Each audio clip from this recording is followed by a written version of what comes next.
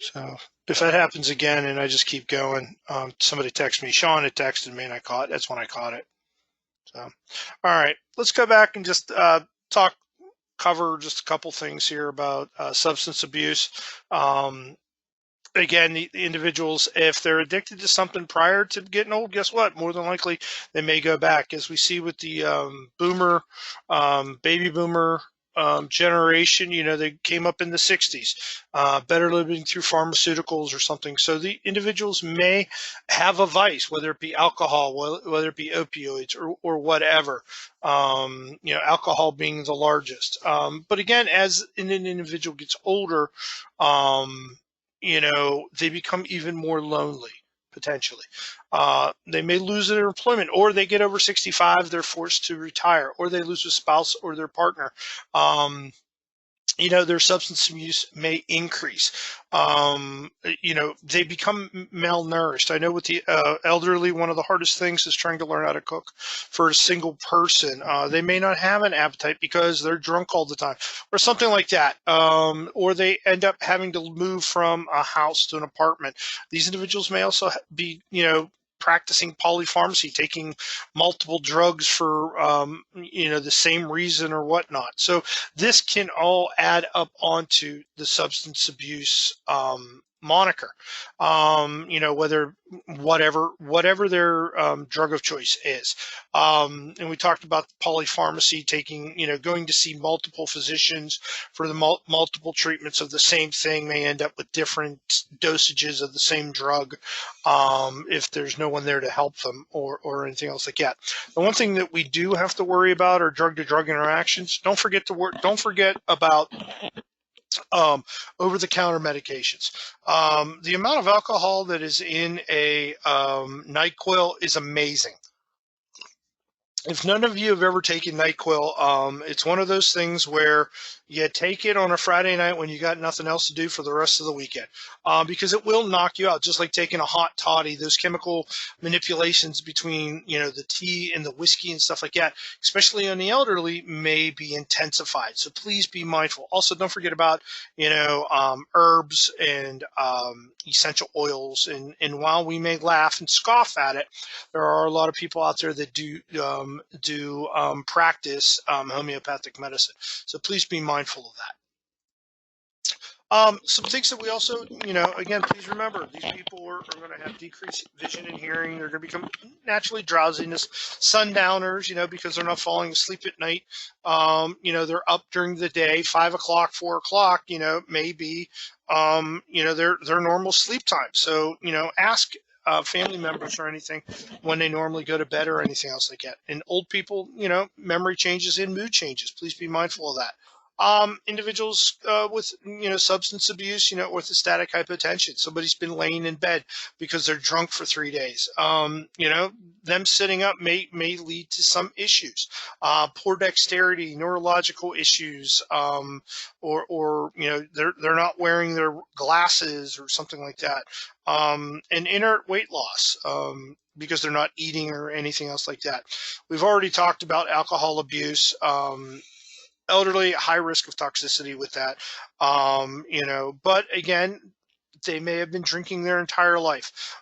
So please be mindful with that. Most of the time, individuals with end-stage renal failure, hepatic issues are more susceptible to the effects of the alcohol, as well as individuals that are taking certain drugs. Those drugs may be interfered with the alcohol consumption. Other things that can go along with it, anorexia.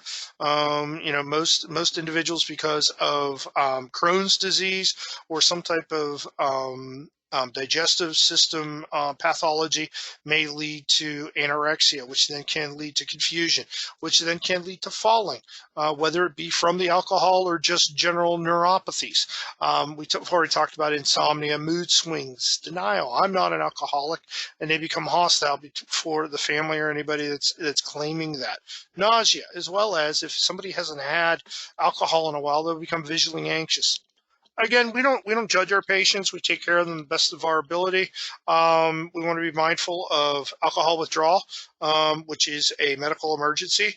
Unlike withdrawal from opioids, which doesn't kill them, your DTs and your alcohol withdrawal are very, very, very important with that.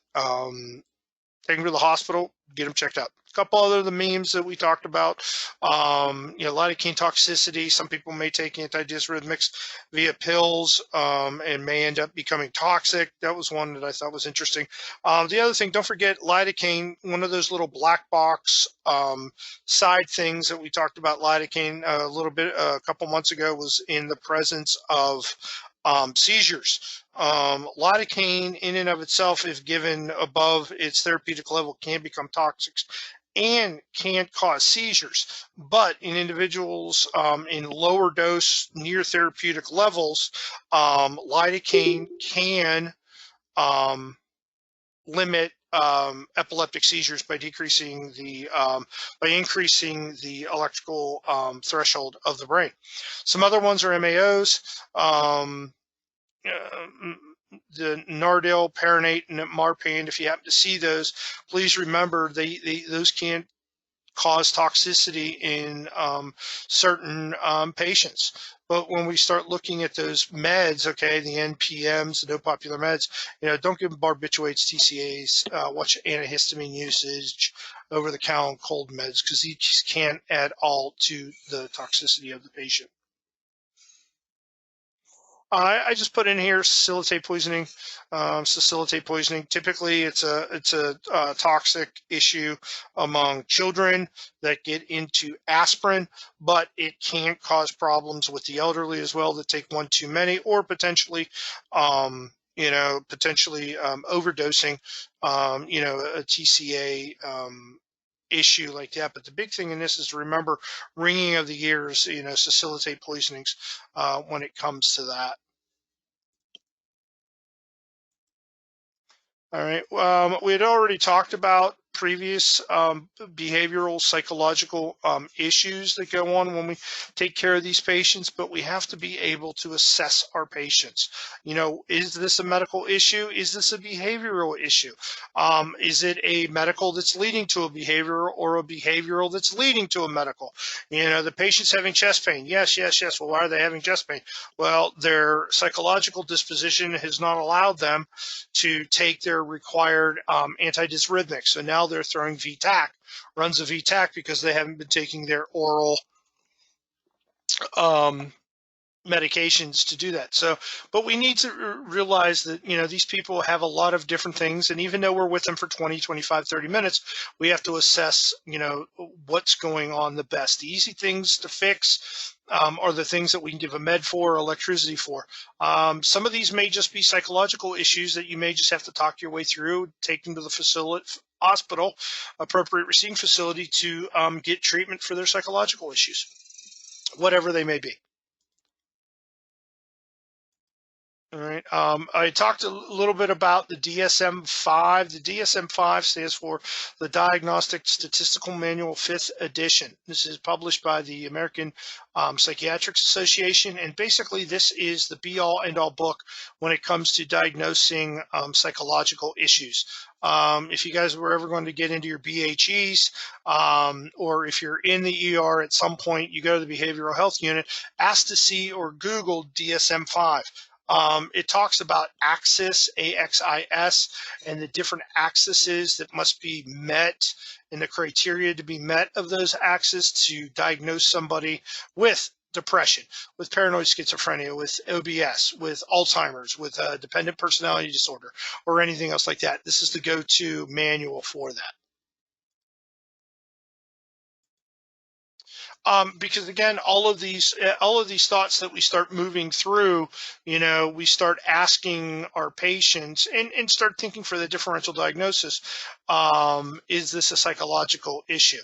And will this lead to suicidal thoughts, or has it led to suicidal thoughts?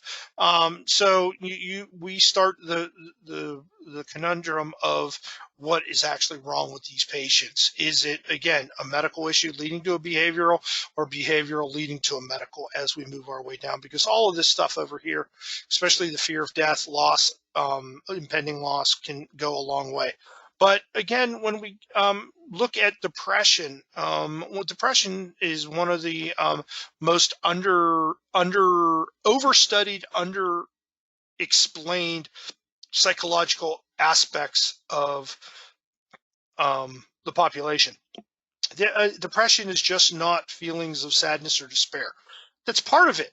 But can it be brought on by stressful events? Can it be brought on by financial issues? Can it be brought on by PTSD? Yes, all of those things. There's so many triggers that can go into it that can lead to a downward spiral. But one of the things we always have to ask our patient in that acute situation is, are they thinking about harming themselves or harming another? Suicidal or homicidal thoughts. And then the next thing is asking someone, do they have a plan? Most individuals, research has shown, that do have plans, and they can tell you exactly how they're going to do it, why they're going to do it, and when they're going to do it. Those are but I will tell you, and this is a personal observation, the individuals who talk about it are the ones that, in my experience, are still on the fence about doing it. They're looking for help. It's a cry. It's the individuals that are very, very quiet. The ones that it's the ones that have almost made the decision in that. I've had several friends of mine, colleagues, commit suicide over the past several years. No real reason. I know one of Timmy's was just was going through a divorce and everything else like that. Whereas I had a friend of mine, Travis, just walked out into the cornfield one day and shot himself. Who knows? But all those individuals were under the age of 50, decent financial situations. But, it's one of those things to worry about. Some of the things we'll also see when we get to the elderly individuals who suffer from hypochondria, individuals that suffer from dysphoric emotional pain. But again, it delicately raised the questions about suicide. But, hey, you've met with your patients, you've talked with them, especially, if you know them. Hey, ask them. I mean, suicide is taboo in a lot of different cultures. But you'll be amazed sometimes that, if you ask somebody, they may be, don't be surprised if somebody gives you the truth. With that, acknowledge it.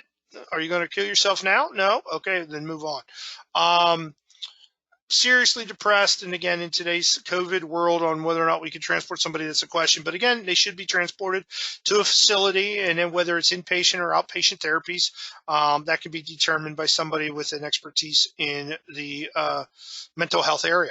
And again, these treatments can come from inpatient therapies, where they end up having, pharmacological therapies as well as psychotherapies. With that. And access to therapy now is so ubiquitous. I mean, therapy can go on with phone-to-phone conversation, the internet, whether we're using Skype or GoToMeeting or something like that. Texting. I know there's texting services out there for psychological therapies, but also getting individuals to face-to-face, Uber, Lyft, wheelchair van, paratransit, stuff like that. So those are all considerations when we start talking about therapies, psychotherapies, and one-on-one stuff like that. Suicide, we see the highest rates in the United States for men. It's the highest over age 65. Below that, it's usually cardiovascular issues and trauma. Elderly account for approximately 20% of all suicides in the United States, and that's per the CDC. Depression is the primary leading cause, but that leading cause can also be broken down into, do they have bereavement for the loss of a loved one? Do they have chronic illnesses? Do they have a familiar history of suicide? Are there family issues going on right now? I told you that story. My first shooting was a grandfather that shot his grandson and then turned the gun on him. And it wasn't because he was suicidal. He was tired of the bickering between the child's mother and father, who were in a bitter divorce, and the child was being used as a go-between. So the grandfather took it upon himself, secondary to family issues, to remove that and remove himself from that argument. So who knows what people certainly think. We have underlying financial problems. Living on a fixed income or something like that can also prove problematic. Isolation and loneliness. Living in the youth oriented society, Twitter feeds and all that. Most individuals don't get into that. As you get older, it's very difficult. They do have low serotonin levels, which cause poor sleeping patterns. Those poor sleeping patterns can cause early onset dementia and psychoses, as well as, their circadian rhythm gets all wonky, where instead of sleeping overnight, they now sleep during the day and are up all night with that. Do they have a physical impairment that goes along with that chronic illness? Do they suffer substance abuse, from substance abuse? And are they living in pain somewhere along the way? Do they have family issues as we move along with that? And again, as we start moving along here, the behavioral, could it be related to stress? Could the stress be related to the behavior? All that other stuff. But the one thing you do have to be mindful of when talking to family, if you show up or something, and as you're learning about this, did the patient, if they are suicidal, did the patient have a overt loss of interest in their activities? Oh, hey, grandpa goes golfing every Wednesday. Well, grandpa has been golfing for 3 weeks and nobody knows why. Do they curtail their social interaction? Are they has their grooming and self-care been broken down? They used to be very in touch with their medical needs. Exercise regimes, are those broken away? They excessive grieving from personal loss. The bereavement, as we said, useless earlier. Now, please, bereavement and a feeling of a personal loss when a loved one or a family member, i.e. a partner, dies after many years, remember that loss takes time. And truly, with all the loss that is given, it may never go away. It's just that it's been tamped down a little bit. But if somebody is still extremely bereaved, that can lead to thoughts of suicide. General feeling of uselessness. If someone is overtly giving things away, most precious pride, trinkets, those are all, issues that they need to worry about. Are they finalizing their will outside of their normalcy? These are all things to keep an idea. One way that you could also see is because of all this stockpiling of medications. If grandma or grandpa are stockpiling their oxycodone from their loved one who died of cancer, that may be an indication that perhaps they're looking for a way out. There was a movie back in 2015 called Trainwreck. It was with Amy, what's her name now? I just lost it. Not Amy Poehler. Amy, does anybody help me out? Amy, it's the comedian, Bill Hader and Amy Schumer. I'm sorry, Amy Schumer. In the movie, her father was in a nursing home, and he had been stockpiling his medications, sticking them under his tongue, telling the orderlies that he had taken it, but he just ultimately stockpiled it until he thought he was ready, popped everything all at once, and ended up committing suicide. That is the situation. But it's a funny movie, but it's sad in the fact that, they talk about this, elderly population that it killed themselves. We do see a higher incidence among the terminally ill, especially our cancer victims. Their intervention by society is usually helpful from one-on-ones with the family to us to further on down the healthcare continuum. But regardless, if you're responding to these scenes, protect yourself, situational awareness, but always remember to keep the patient as best you can, protecting them from harm. If that means also on the way to the hospital, putting them into 3-4 point restraints, that may be beneficial. There are multiple incidences of crews transporting patients across this country where a psychiatric patient, and they just decided in the middle of that transport they were going to get out of the back of the truck and take a looper off a bridge or roll out of the back of the ambulance and get killed by oncoming traffic. So be mindful of that. That's why you have to make sure your patients secured at all times, as well as talk to your partner who's operating the vehicle. Say, hey, might want to pull over. It's better to let somebody get out and run off than let them roll out, do a combat roll out of the bucket pack of your truck doing 70 down the road. I had a partner in the early 90s that was working for a transport service. They got stuck on traffic in the middle of one of the bridges coming into the city of Pittsburgh. They were transporting this patient to Western Psych.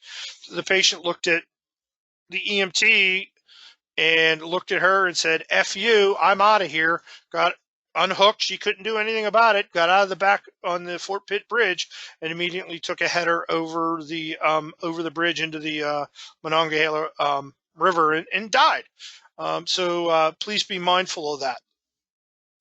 With all of our patients, you want to gain access, scene safety, situational awareness. Never rule out a firearm, even though PSAPs will say, and will tell you no weapons present. Somebody may not know something or like that.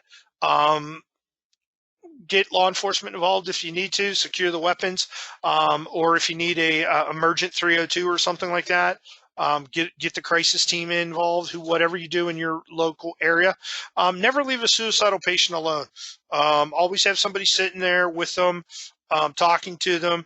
It can be a little thought-provoking, and you be wary of what you want to say. But if you just go in and talk to somebody, they'll be happy for it, maybe. Transport to a appropriate facility with that. But again, contributing factors when we talk about the elderly, especially when we look at trauma. Trauma is one of those things that we got to worry about. Grandma falls. Grandpas are still out there driving. Grandma and grandpaps are still out there working in the yard, doing certain things. But it is one of the leading causes of death among the elderly, in that because they have slower reflexes, they have arthritis, diminished eyesight, hearing, and then they're also at that high risk of the trauma being caused by criminal assaults. With that, grandma and grandpa are out taking a walk. Somebody breaks into their house. Somebody's been staking out their house or something. These are all issues related to trauma.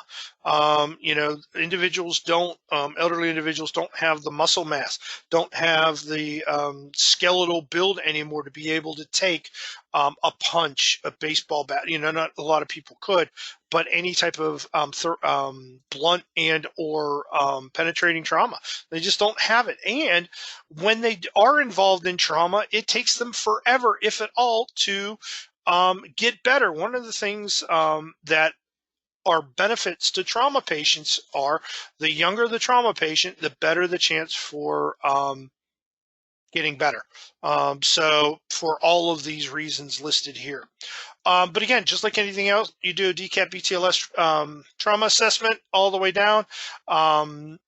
Realize that blood pressure readings may be deceptive. Remember, cardiac output, heart rate, stroke volume, and remember, hypotension is a late sign when it comes to shock. But also, please realize these individuals may be taking neurologically active drugs, like your beta blockers. That means that their heart rate and their vascular constriction isn't going to be as on the up and up as, say, a 20-year-old in the same situation. But again, we look for signs of hypoperfusion. We look at the tachycardia and an altered mental status when there previously is no history of that. We talked about abuse. We are all mandated reporters, but geriatric abuses are one of those things that we need to keep an ear or an eye out for. Usually we see unexplained trauma being one of the most primary presentations. The average abuse patient, according to the CDC, is usually older than 80, as well as have multiple medical problems. Senile dementia is often present. I've been exposed to several exposures of abused patients. It's not fun, and it's usually someone very, very close to the parent, whether it be a son or a daughter, or even a granddaughter or a grandson. It's very, very difficult and heartbreaking when you find out what's been going on with that. But again, pain history. All that other stuff that goes along with it. Document the inconsistencies and then report it. Report the suspicions. Take the patient to the hospital. Don't confront anybody at the house. Get the patient out of the house. Get them to a safe place, and then let the professionals deal with it. But document and report it well. And again, here was just another one of those MEMS that I was looking at. Airway, breathing, circulation, and then get that all in, and you just basically come down, get temperatures on these people, whether they're tympanic or oral, or if they're in a environmental situation, go ahead and get them squared away with the thermometer that's your esophageal and or rectal thermometer. Just realize that takes at least 5 minutes to zero in. Also, this was here just to give you a reminder of individuals suffering from head injuries, especially finding out if somebody's on some type of blood thinner, even aspirin, even not a thinner. Those can lead to hemorrhagic issues in the cranial cavity. So please be mindful of that. Again, when we walk in and see these patients, we have to go down and remove all the what ifs with this. So this is just some mnemonic aids to help you along with that. Oh, just a reminder, difference between a sprain and a strain. All right, a sprain involves ligaments. Strains involve tendons. Tendons connect the muscle to the bone. Ligaments connect bone to bone. Ligaments aren't supposed to move. Tendons do. So the difference between a sprain and a strain. This one here also just gives you a nice little review of individuals that have hip care secondary to hip fractures.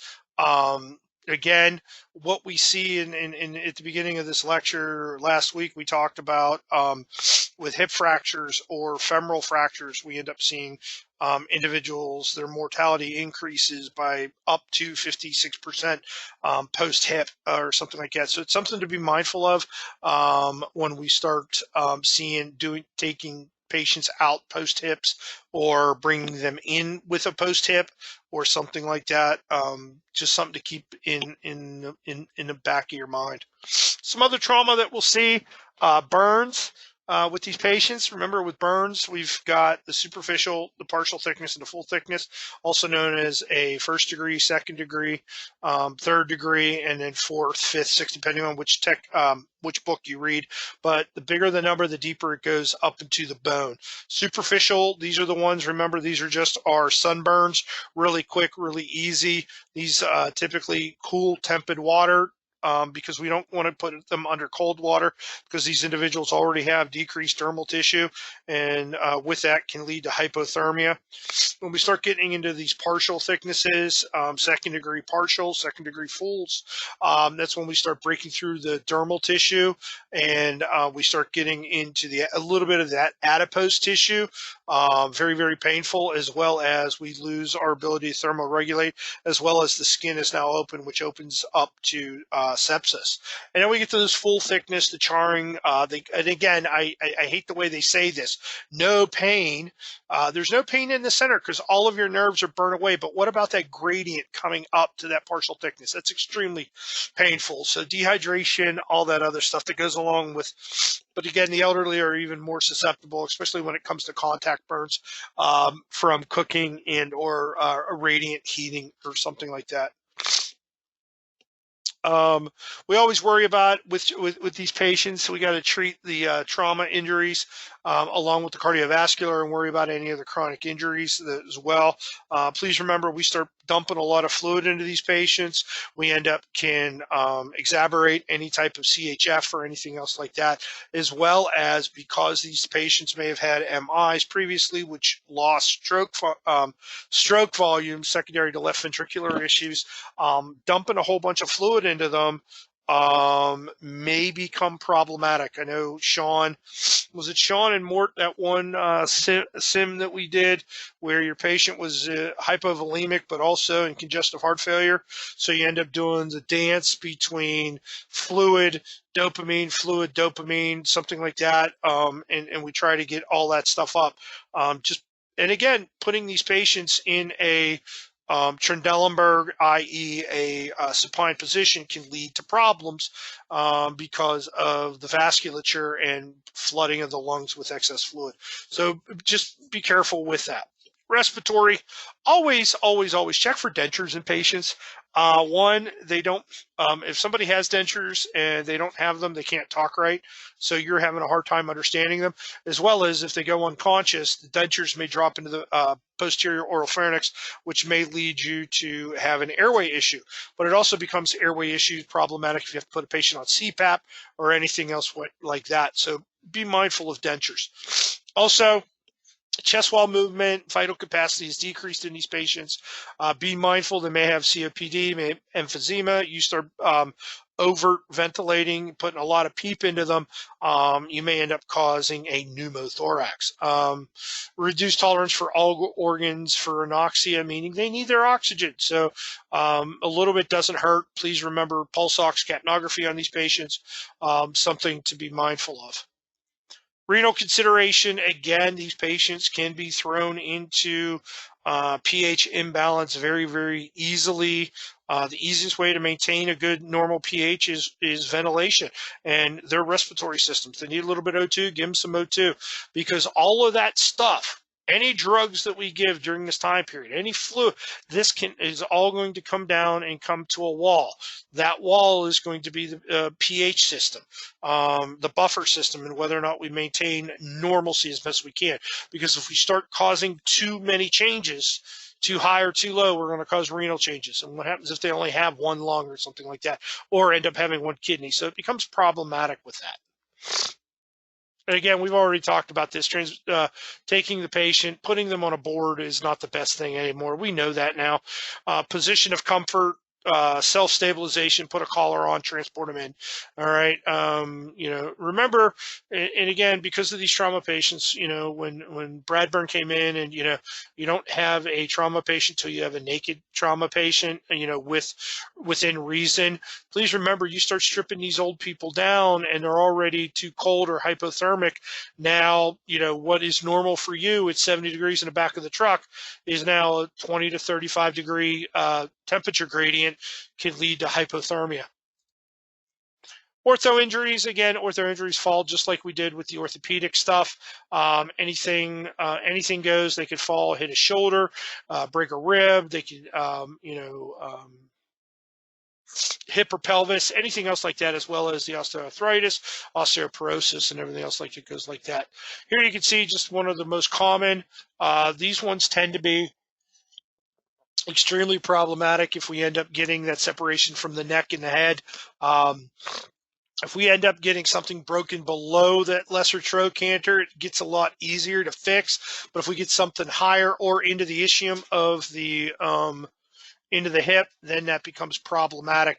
Now, again, depending on whether this is an anterior dislocation, posterior dislocation, anterior fracture, posterior fracture, something like that, is going to show in your assessment on whether it's interior, rotated toward the medium, rotated outward to the lateral, whether it's shortened or whether it's elongated. Also, please realize that these bones that do fracture very easily, there might be a other consideration with multiple myelomas. Typically, that's how a lot of individuals will find out that they do have cancer, is secondary to a wayward hip fracture or femoral fracture. And again, we talked about the specific injuries and how you're assessing them.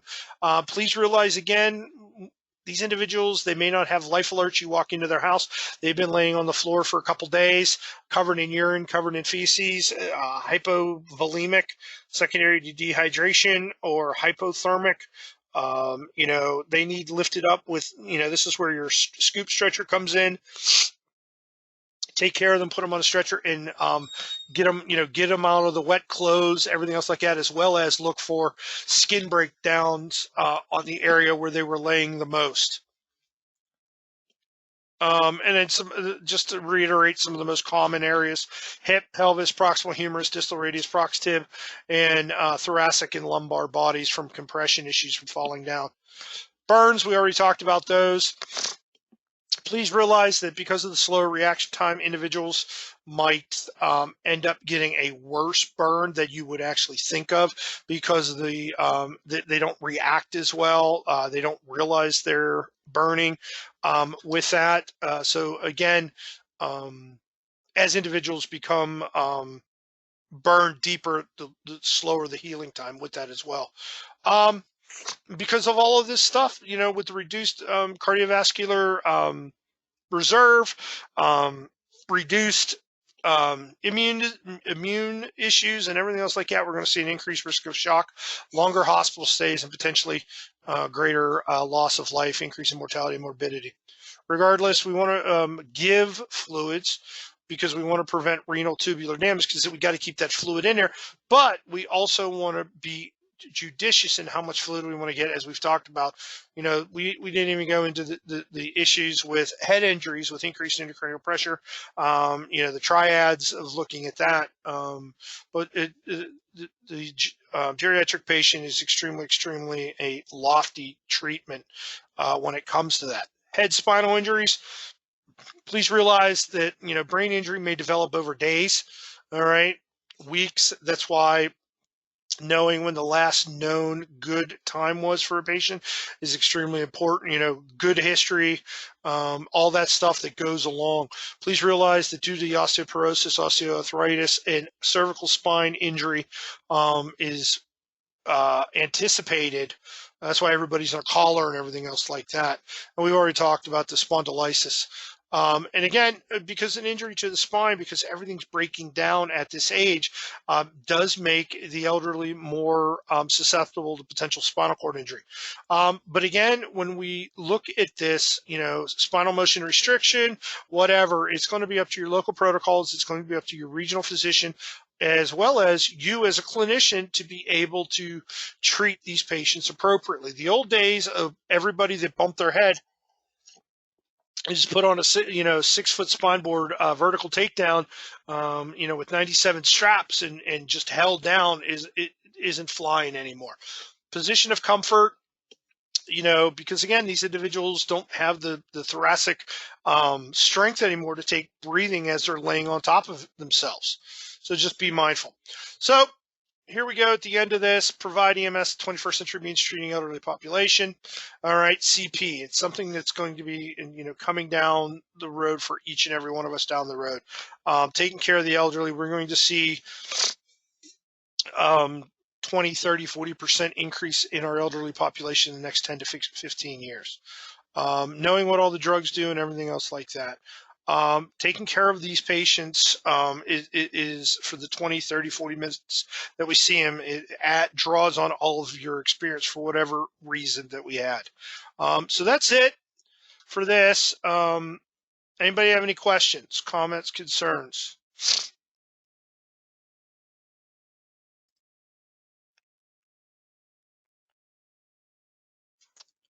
Okay, as I said earlier, I will email you out on the address on where to turn your flat student in. I'm also, go ahead, Lorenzo. I'm sorry, you might have heard background noise. I just hit the button there. Okay. So I'll be sending out the address on where to turn that in. I'm also working on those that turned in any paperwork to me as we go through. I'm in the preparation for ACLS and PALS for next semester. As you've read, the lectures all have to be online like this, but I'm hoping that after April 30th, well, actually now May 8th, we'll be able to get in and have lab on Mondays and Wednesday nights. But what we're going to do is we're going to, if we're allowed back in, I'll have the lectures up for you to watch over the weekend, and then we will come in and we will do simulation all night. And we'll work on skills and we'll work on all that is what my hope for is third semester, because we don't have labs scheduled on Tuesdays and Thursdays, but we will have the Mondays and Wednesdays. I'm hoping so. I'm putting a lot of work into putting all this stuff online to where we can watch it. I'll be sending out pictures for third semester as far as the requirements. I'm going to get the syllabus up as soon as possible. But again, that's all going to be posted with the caveat of when and if we get back out to clinical sites. So if nobody has any questions, that'll be it for the night. I'll see you guys again on Wednesday, where we'll start with mass casualty incident management and go into any questions that anybody might have as we go through. Also, please remember, if I haven't, please send me your availability. Thursday nights aren't going to work for doing meetings for the lab, because the EMT classes usually go to meeting and we can only schedule one class at a time. So I need to meet with the Thursday night people, or those that had scheduled to go over their final paper. So let's try to get that done this week. All right. I'll talk to everybody later. Have a safe one.